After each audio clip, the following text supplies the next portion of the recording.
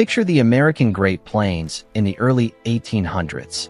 From horizon to horizon, a single herd of buffalo could stretch for miles, sometimes taking days to pass a single point. Scientists estimate that between 30 and 60 million buffalo once roamed North America, shaping the land, the grass, and the lives of everyone who lived alongside them.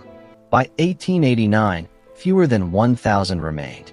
This is the story of how America nearly lost its national mammal completely, and how a small group of people, against enormous odds, brought it back from the edge. To understand the comeback, we have to understand the collapse. Through the mid-1800s, commercial hunting, the expansion of railroads, and a deliberate U.S. government policy to displace Native American tribes by eliminating their primary food source combined to devastate buffalo populations at a staggering rate. Hunters could kill dozens of animals in a single outing, often taking only the hide and leaving the rest. Historians and wildlife biologists studying military and railroad records estimate that by the 1880s, the great southern herds had been almost entirely wiped out, and the northern herds weren't far behind. By the time Americans realized what was happening, the buffalo, a species that had roamed the continent for over 400,000 years and survived the last ice age alongside mammoths, was standing at the edge of extinction. Here's where the story turns. In the final years of the 1800s, a handful of ranchers, conservationists, and even members of Native American tribes began quietly gathering and protecting the last remaining wild buffalo. One key figure was Charles Goodnight, a Texas rancher who, along with his wife Mary, began preserving a small herd in the 1870s after witnessing the slaughter firsthand.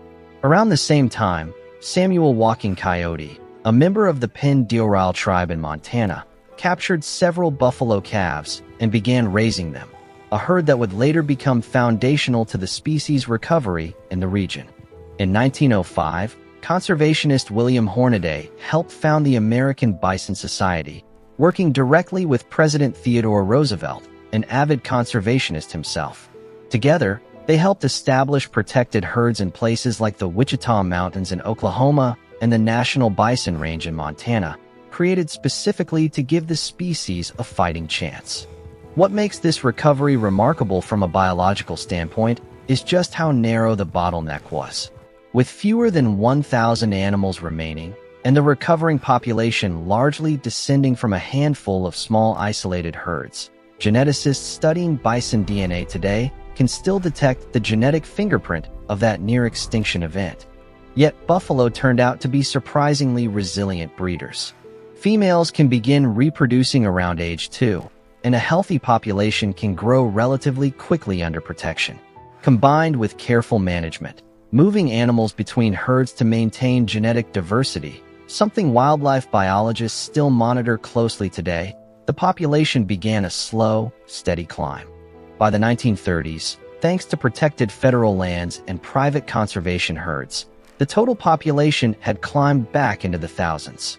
Today, largely due to those early efforts, more than 500,000 buffalo live across North America, though the vast majority live on ranches, with only about 20,000 considered truly wild, conservation-managed animals. Buffalo aren't just a conservation success story.